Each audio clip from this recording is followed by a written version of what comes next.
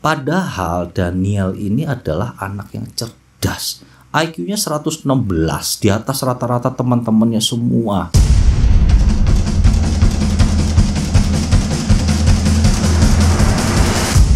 Sip, mantap. Hello guys, welcome to my channel. Gimana kabar kalian semua, sehat? Sip, mantap. Kisah yang mau gua bawain kali ini adalah tentang seorang pembuat kejahatan yang terbesar di Kolombia. Dia bernama Daniel Camargo Barbosa. Daniel Camargo Barbosa ini sadis banget guys. Korbannya itu banyak banget ya. Dilakukan sekitar tahun 70-an. Kita bahas dari awal kehidupan si Daniel ini seperti apa. Sebenarnya keluarga dari Daniel ini adalah keluarga kaya loh. Bapaknya itu bernama Daniel Camargo Briceno. Dia adalah seorang pengusaha lokal di Kolombia. Cuman si Daniel ini, gue sebut tokoh utamanya Daniel ya. Dia itu anak dari istri kedua bapaknya. Jadi bapaknya itu udah nikah 3 kali. Yang pertama itu menghasilkan. Yang pertama mempunyai anak perempuan. Jadi itu kakak tirinya si Daniel. Yang kedua melahirkan si Daniel ini. Cuman sayangnya ibu kandung dari Daniel ini meninggal pada saat Daniel baru berumur 2 tahun. Kasih sayang dari ibu cuma nyampe umur 2 tahun guys. Dari awal aja udah sedih banget nih cerita ya. Jadi Daniel ini lahir di Kolombia itu pada bulan Januari tahun 1930.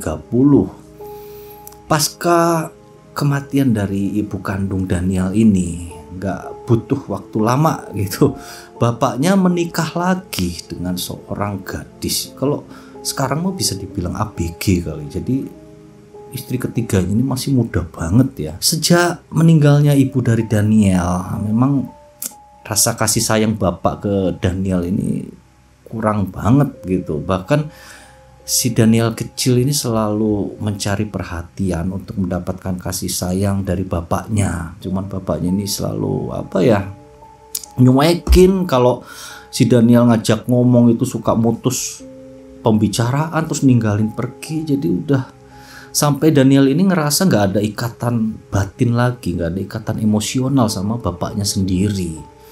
Hingga akhirnya yang deket sama dia di keluarga itu adalah justru ibu tirinya ya. Ibu tirinya itu namanya Joselina Fernandez, yang ibu ABG tadi. Nah, Joselina ini itu pengen mempunyai anak perempuan. Jadi dia pengen banget punya anak pertama perempuan. Tapi sialnya ya, bukan sialnya ya, pokoknya dia ini si Joselina akhirnya tidak bisa mempunyai anak. Beberapa tahun nikah sama si Briceno itu bapaknya Daniel, dia tidak dikaruniai anak. Dan repotnya ibu tirinya melampiaskan kekesalannya ini ke si Daniel. Daniel sering disiksa guys. Jadi kalau Daniel nakal ya, siksaannya itu suka dipelorotin celananya Daniel, terus pantatnya digebukin ceprot. Ya untungnya gitu doang. Maksudnya meskipun disiksa ya nggak parah-parah amat sih sebenarnya ya. Cuman sejak si Daniel ini kurang hubungan emosional sama bapaknya, terus perlakuan di rumah ibu tirinya seperti itu, akhirnya dia melampiaskan kekesalannya itu di sekolah. Dia jadi anak yang keras kepala, sering berantem. Padahal Daniel ini adalah anak yang cerdas. IQ-nya 116, di atas rata-rata teman-temannya semua. Bahkan pelajaran-pelajaran di sekolah itu nilainya pada bagus-bagus. Anak ini potensial banget sebenarnya, dan pada dasarnya anak baik-baik gitu loh. Terus kalau misalnya sudah berantem nih ya, atau melakukan kesalahan nih di sekolah, nah ibu tirinya ini marah. Sampai rumah dia disuruh melorotin celananya, udah gitu disuruh make baju perempuan. Jadi mungkin gara-gara ibu tirinya itu pengen punya anak perempuan kali ya. Jadi si Daniel ini dihukumnya disuruh pakai rok, pakai baju perempuan. Udah gitu ibunya ini yang lebih gila lagi, dia manggil teman-teman sekolah si Daniel ke rumah untuk mempermalukan Daniel yang lagi didandanin jadi cewek. Kan Daniel jadi harga dirinya harga dirinya anjlok, malunya udah malu tingkat dewa kali ya. Udah nggak karu-karuan. Hingga sejak peristiwa dia dipermalukan seperti itu, Daniel ini jadi memandang ke sosok wanita itu dia merendahkan wanita gitu loh. Jadi nganggep wanita ini, intinya mungkin dia jadi benci ya, atau dendam kepada yang namanya wanita karena disiksa jadi seperti perempuan kayak gitu. Memang mungkin karena IQ-nya yang cerdas ini ya, Daniel itu dari awal udah ketahuan bahwa dia itu pintar ngomong, lebih tepatnya pintar berbohong gitu loh. Jadi omongannya bisa dipercaya sama teman-temannya, sama orang lain. Itu emang cerdas nih anak. Terus waktu berlalu sampai awal tahun 40-an, tepatnya tahun 43. Jadi saat itu Daniel berumur 13 tahun. Dia sama bapaknya dikirim ke sebuah sekolah Katolik. Jadi di sekolahnya yang lama itu dia selalu membuat masalah kan. Dia dikirim ke sekolah Katolik. Selama di sekolah Katolik ini dia sempat mengerem kenakalannya itu. Dia ngikuti pelajaran dan memang dasarnya cerdas itu. Pelajarannya nilainya bagus-bagus. Dia termasuk salah satu siswa yang berprestasi. Cuman sayangnya dia sekolah hanya selama 2 tahun di situ. Padahal Daniel ini dia sudah benar-benar niat sekolah dan cita-citanya udah tinggi ya, jadi orang yang sukses. 2 tahun sekolah di situ, keluarga dari Daniel ini, tepatnya bapaknya ya, usahanya itu mengalami kebangkrutan. Hingga bapaknya nggak punya duit buat bayarin sekolah Daniel lagi. Terpaksalah Daniel drop out pada umur 15 tahun. Untuk menambah pendapatan ya, dia ini bekerja sebagai sales door to door. Dia menawar-nawarkan barang dagangan ke orang-orang di kotanya. Nah, karena kan si Daniel ini pintar ngomong ya, hingga langganannya itu banyak. Orang gak sungkan untuk memasukkan si Daniel ini ke rumahnya untuk menjajakan barang-barang yang ditawarkan. Kliennya banyak dan banyak yang beli barang-barangnya. Sampai ada salah satu klien yang akhirnya jatuh cinta kepada si Daniel ini. Kliennya ini seorang cewek bernama Alcira Castillo. Alcira juga masih termasuk muda ya. Mereka pun hidup bersama gitu, belum nikah, masih pacaran tapi hidup bersama. Karena si Daniel ini mungkin gengsinya tinggi ya, jadi dia berencana untuk hidup bersama di satu rumah yang mewah gitu. Jadi gaya di depan kliennya ini si Alcira itu kan, pacarnya. Ternyata seiring waktu Daniel ini kesulitan untuk membayar kontrakan rumahnya itu. Dia kesulitan sendiri.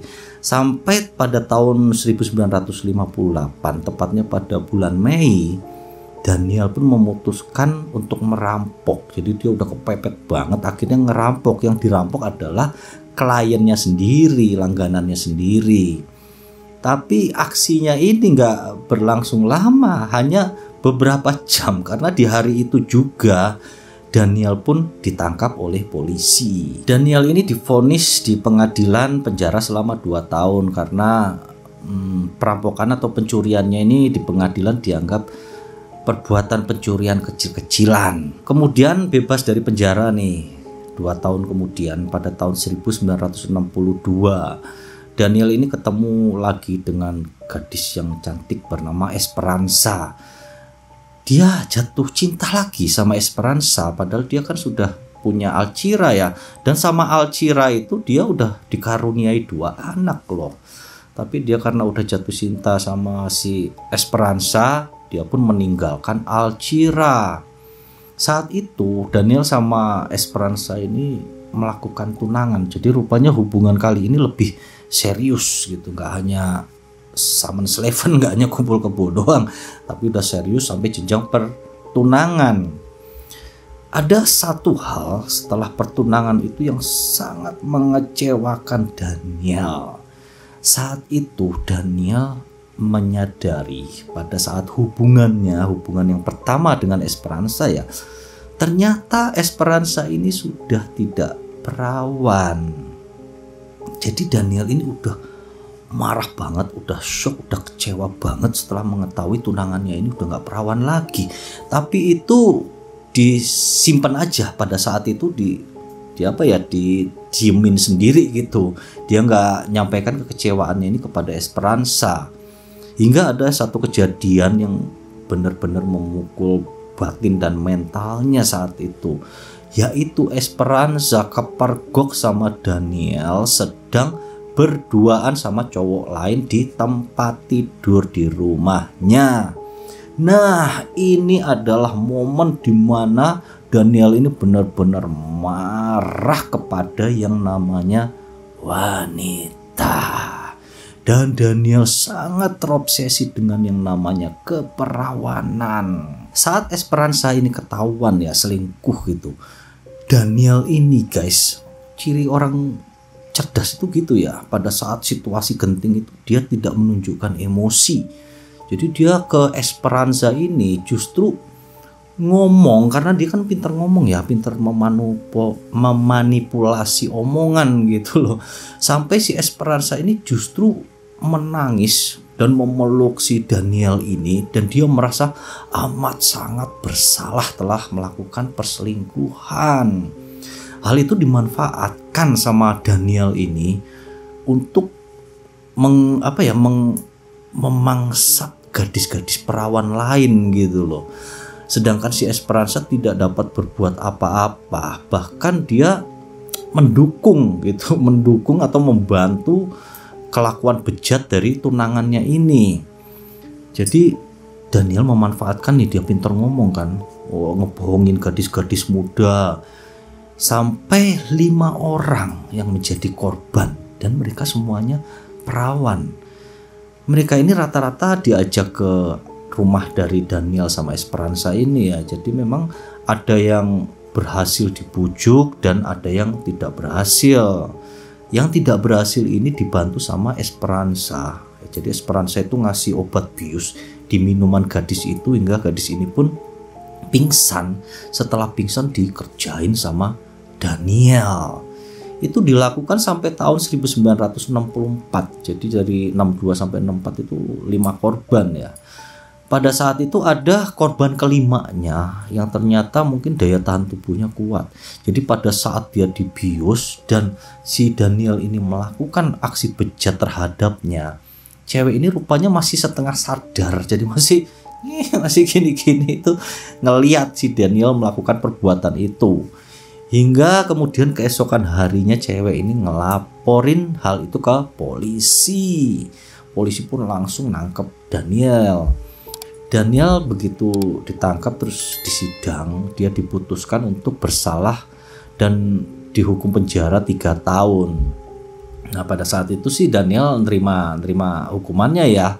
Cuman pengadilan kemudian tiba-tiba menaikkan hukuman dari Daniel ini menjadi 8 tahun. Jadi tambah 5 tahun. Nah si Daniel di situ merasa bahwa wah gua dizolimi nih sama pengadilan.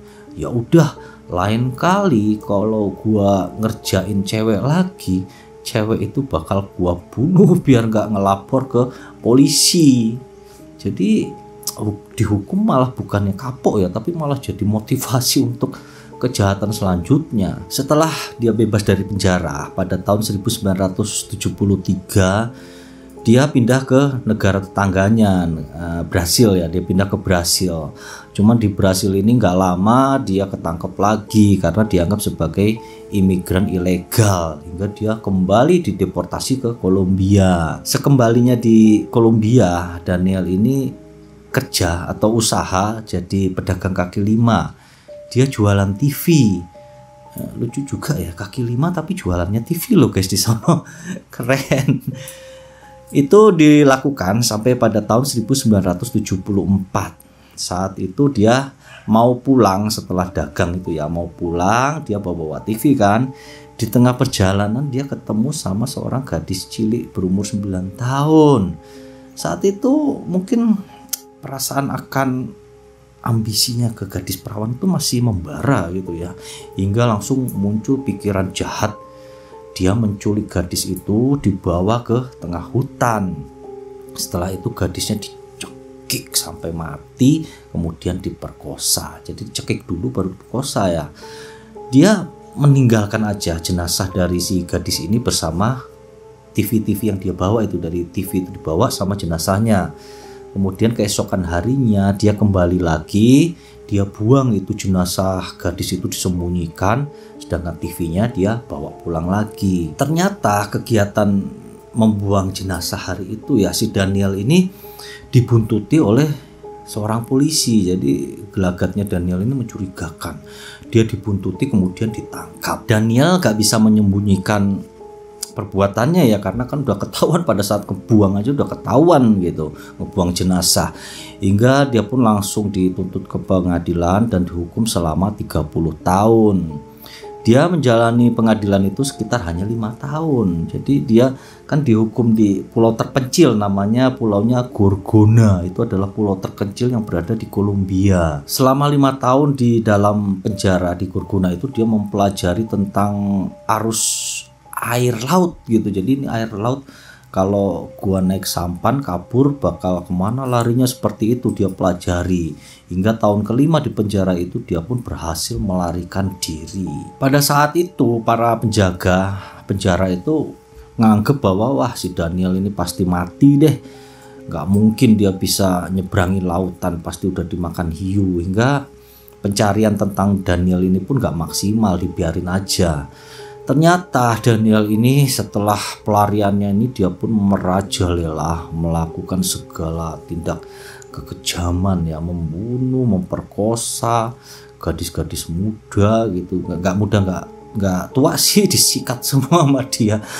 Hingga pada tahun 1986 dia pun akhirnya tertangkap kembali. Saat itu dia ditangkap sama 2 orang polisi yang sudah mencurigainya, karena Daniel ini kedapatan membawa baju milik korban terakhirnya. Hingga itu adalah bukti kuat untuk kembali memenjarakan si Daniel. Lantas saat di pengadilan, si Daniel ini ternyata ada seorang wanita yang bernama Maria. Maria ini rupanya salah satu korban yang sempat diserang ya oleh Daniel ini, cuman dia kemudian selamat. Hingga Maria ini pun bersaksi bahwa benar Daniel telah melakukan segala perbuatan penyerangan terhadap wanita-wanita.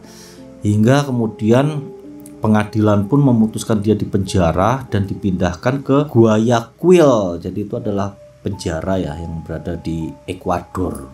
Jadi bukan di Kolombia guys, di Ekuador. Karena setelah pelariannya yang terakhir itu si Daniel ini kaburnya bersembunyinya di Ekuador. Di pengadilan memang akhirnya terungkap ya, si Daniel ini ngaku bahwa dia telah membunuh selama ini di Ekuador itu sebanyak 71 korban.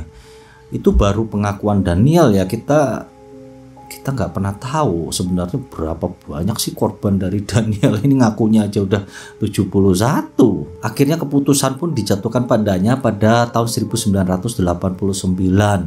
Daniel ini dihukum penjara selama 16 tahun.